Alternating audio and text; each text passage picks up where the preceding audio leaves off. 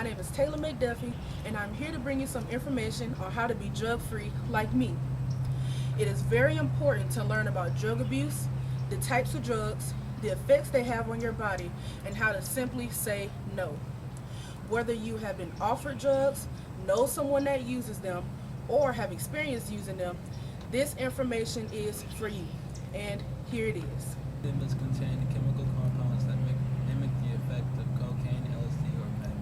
Don't be fooled by a named synthetic stimulant because it's still a drug and it can still hurt or kill you. Alcohol and tobacco are drugs. Alcohol is classified as a central nervous system. Alcohol and tobacco are drugs. Alcohol is classified as a central nervous system depressant, which means it slows down the brain functions and reduces various vital functions in the body. Tobacco is a plant that contains nicotine, and it can drug with both stimulant and depressant effects. Not to mention, it causes various cancers throughout the body. Huffing is a type of substance abuse that involves inhaling fumes from household substances in order to experience a high. Also known as sniffing or inhaling abuse. This practice usually is an undertaking of hallucinations and experiencing visions.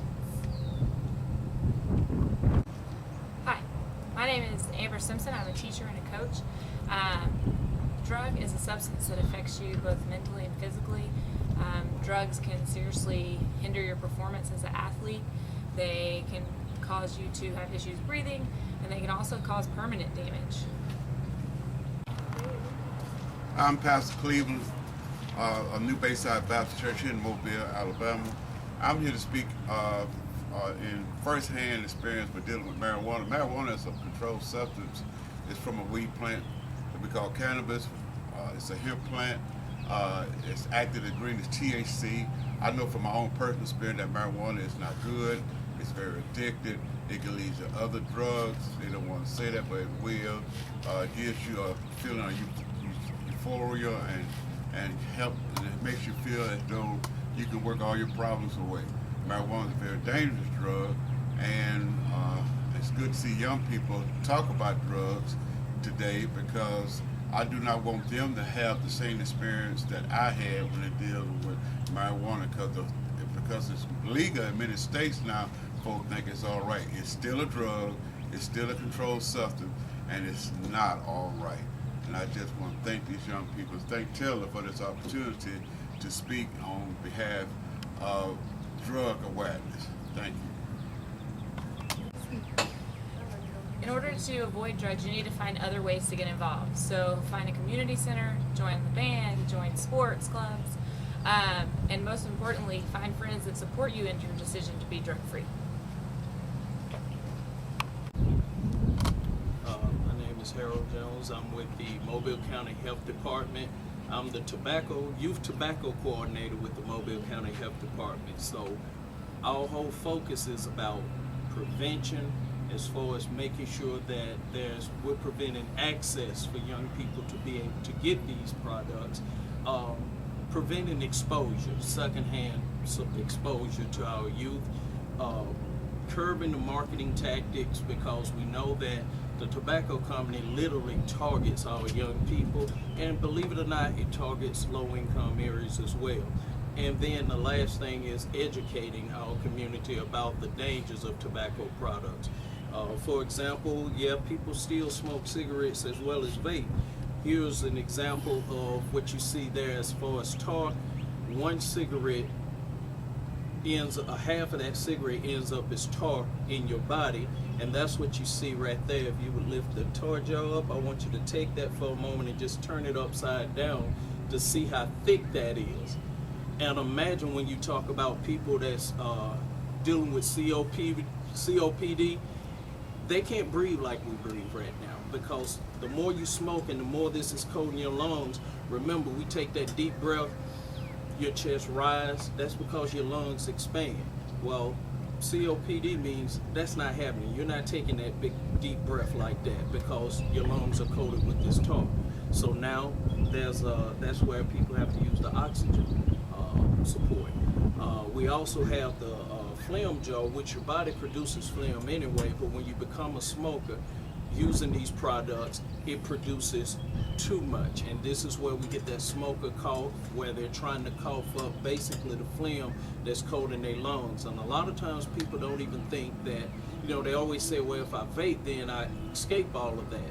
Well, you don't have something black going in, but you still get a coat that's going in from the actual vaping as well.